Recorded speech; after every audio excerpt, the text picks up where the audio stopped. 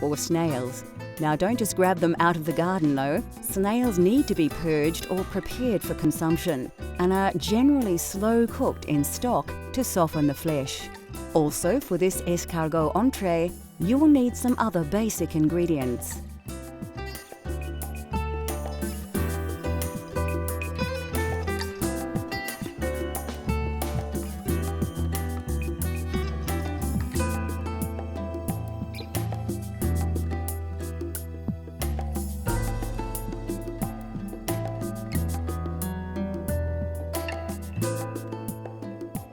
And finally, some spinach, as we will be serving this dish on a spinach bed.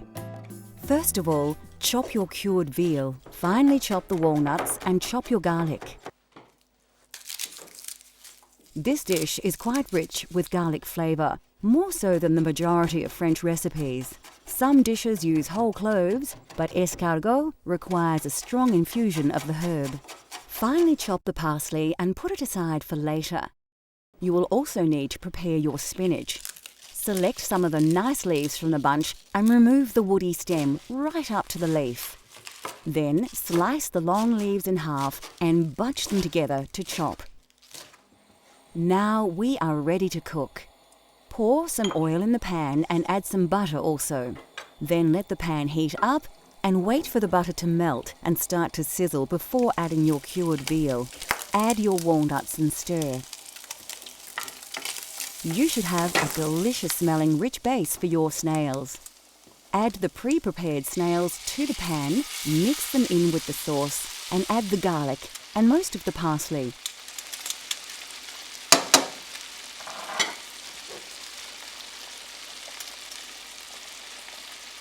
Cook the garlic and parsley through for a minute or so to release the flavours.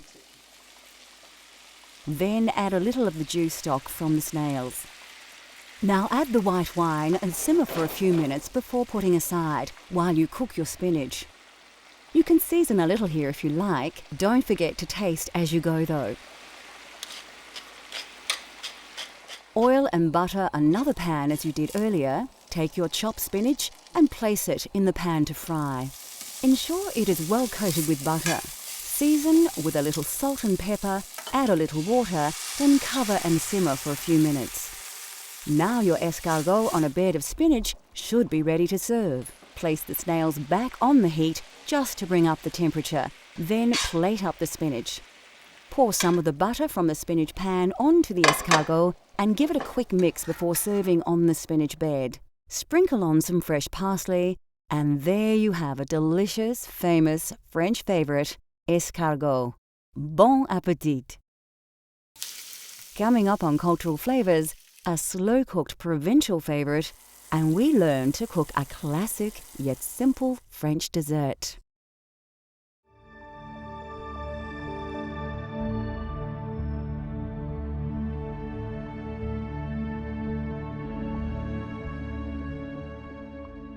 Although French food is often rich and seemingly exotic, it's the preparation of the dishes that have forged this reputation, not the ingredients.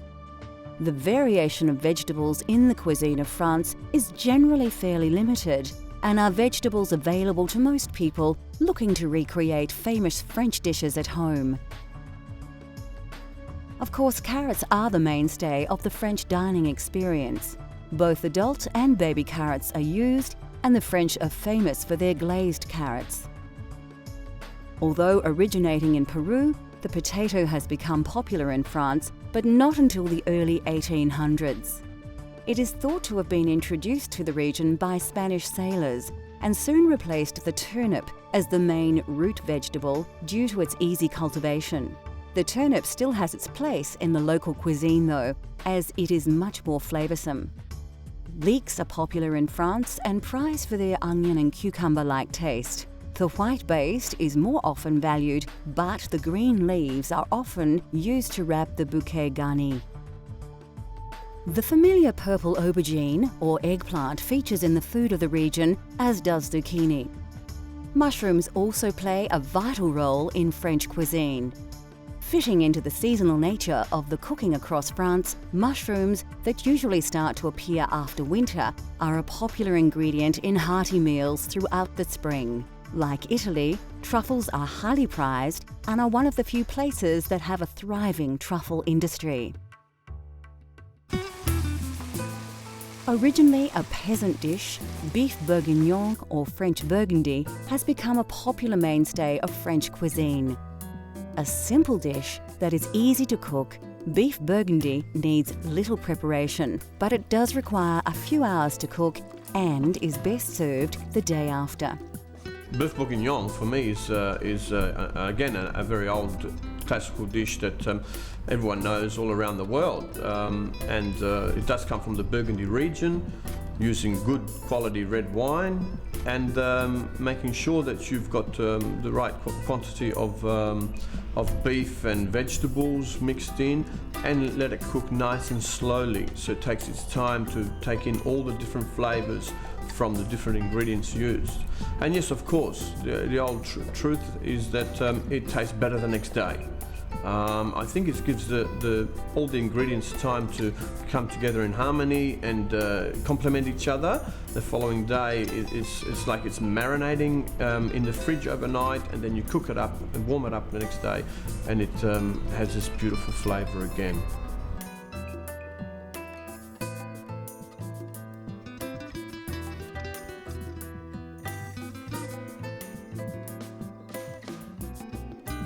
For this hearty provincial stew, you will need a quality cut of meat and a range of fresh vegetables.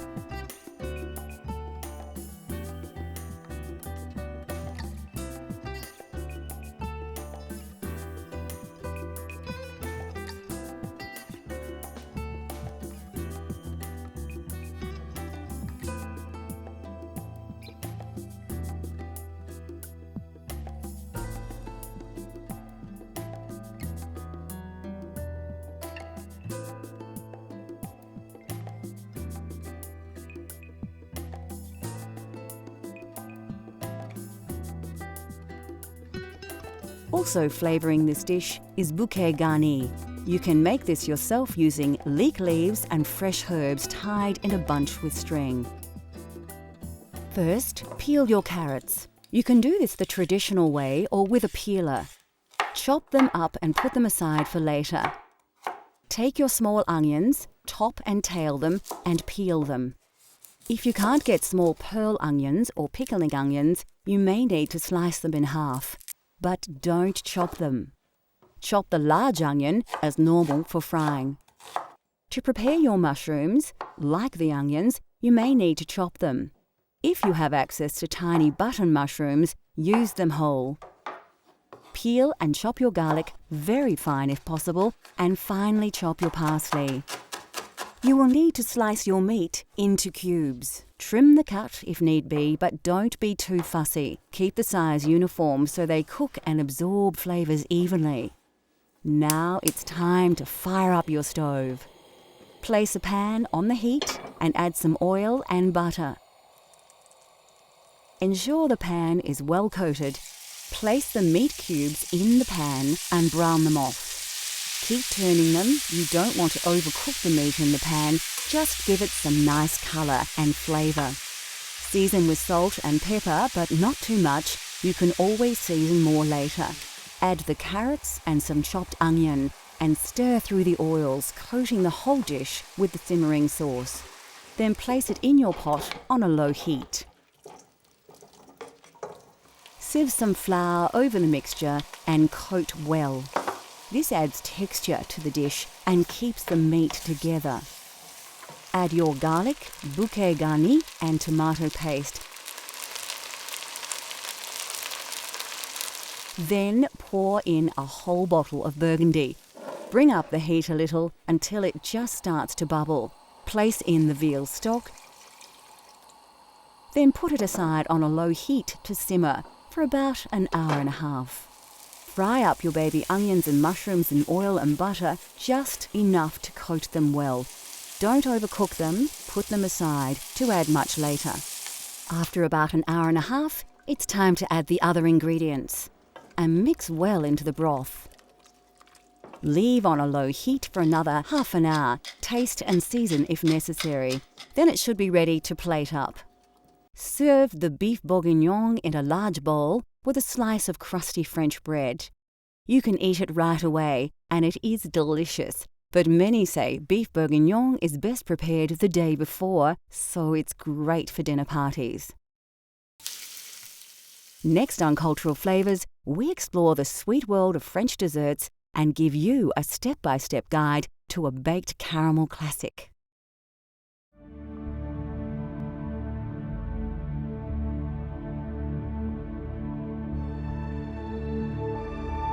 One more thing the French are famous for are their desserts and pastries.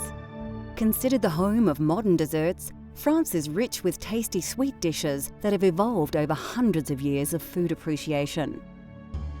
French desserts are popular with home cooks, as anyone can try their hand at the multitude of dishes, and the ingredients are readily available. Eggs are very important in French desserts and cakes and are the key ingredient in dishes like crème caramel, mousse, custard and eclairs. Of course, French cooking just wouldn't be possible without butter. Butter is used in most dishes, but especially desserts. The French are also fond of adding fruit to their dessert creations in all manner of styles. And where would desserts be without sugar? Sugar is a part of nearly every dessert in the French food vernacular. And here are a few classics to inspire your cooking at home. Macaroons are a French classic and are often presented in several flavours. Chocolate is popular, as is pistachio, lemon and strawberry. Macaroons can be a challenge for the home cook to tackle, but the rewards are delicious. Of course, when you think French desserts, eclairs always pop to mind. Eclairs are also flavoured differently, but the chocolate variety is by far the most recognisable. The French probably have more desserts in their food culture than any other. They have perfected the art of flans, tarts and chocolates, plus a myriad of delicious treats too many to mention.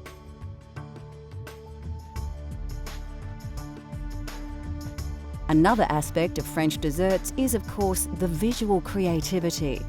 To be a pastry chef in France is to not only be a master of cooking, but also an artist, presenting their culinary creations in traditional and new and original ways, sometimes creating desserts that look too good to eat.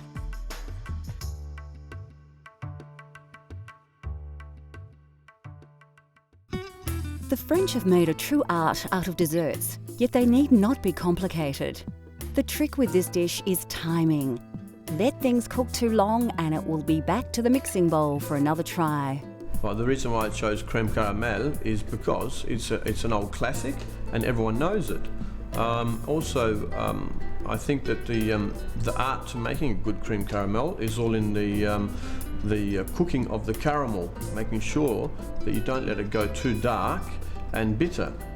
So it's something that's used quite often in France. It's a very simple dish to cook at home or a nice classical bistro that you can find in Paris. You'll find it on virtually every menu that you can find in France.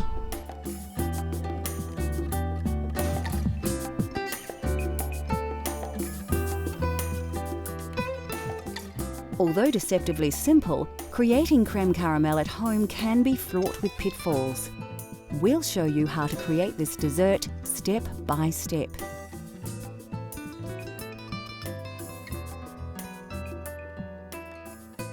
First, crack all your eggs into a mixing bowl. For this recipe, it's not necessary to separate the whites and yolks, so we're off to a flying start. The next step is to add your sugar. Don't dump it all in at once. The sugar needs to be slowly whisked into the eggs, mixing as you go, like this. Then it's over to the stove to warm your milk. You will need to bring it to the boil, but rather than stand and watch it, you can prepare your vanilla bean. Carefully slice the bean lengthways, but don't cut it right to the end. This makes it easier to get the bean out of the mixture later. Place the vanilla bean in the milk and wait for it to boil. As the milk rises, take it off the heat and put it aside for the vanilla to infuse. Now it's time to make the caramel. All you need for caramel is sugar, water, and perfect timing. You will also need a dish or sink filled with water to cool the saucepan. Then it becomes a waiting game. You don't need to stir the mixture, just wait until the water evaporates from the sugar. If you attempted this without water, the sugar would burn. The trick with caramel is to watch it cook and wait for the colour to change. Then it's just a matter of taking it off the heat when it turns a golden brown, which happens very quickly.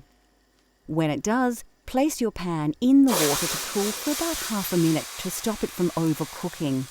Then quickly pour the caramel into the base of each bowl before it begins to set. Go back to the eggs and sugar and whisk in the vanilla milk you made earlier.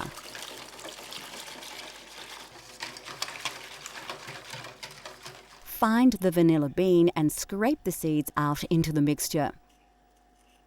Then you need to remove the bubbles or they will appear in your final dessert. Use a ladle to work the bubbles off the top of the milk and put them aside. You won't need them. Ladle the mixture into the bowls on top of the now set caramel. You'll notice we have the bowls in a bain-marie. Of course, we will fill this with water to just below the top of the bowls and it will prevent the dessert from burning while cooking. Place the bain-marie in the oven at 180 degrees for about 40 minutes. Carefully take them out of the oven and they should be browning on top. Let them cool, then place them in the fridge to set. This usually takes 2 to 3 hours. When set, run a knife carefully round the edge, turning the bowl as you go. Then you should be able to place a plate on a dish, turn it over, and remove the bowl, leaving a delicious dessert behind. Use the now softened caramel left in the bowl to decorate the plate. And there you have authentic French cream caramel. If that doesn't make you hungry, nothing will. We have barely touched on the food of France, and we could easily fill a whole series with amazing culinary creations from the home of fine cuisine. Unique thinking and centuries of experimentation has provided us with the foundation of many modern cooking techniques. Cultural Flavours continues to explore the world through the diversity of food. Let Cultural Flavours take you on a gastronomic journey so you can experience the tastes of the globe at home.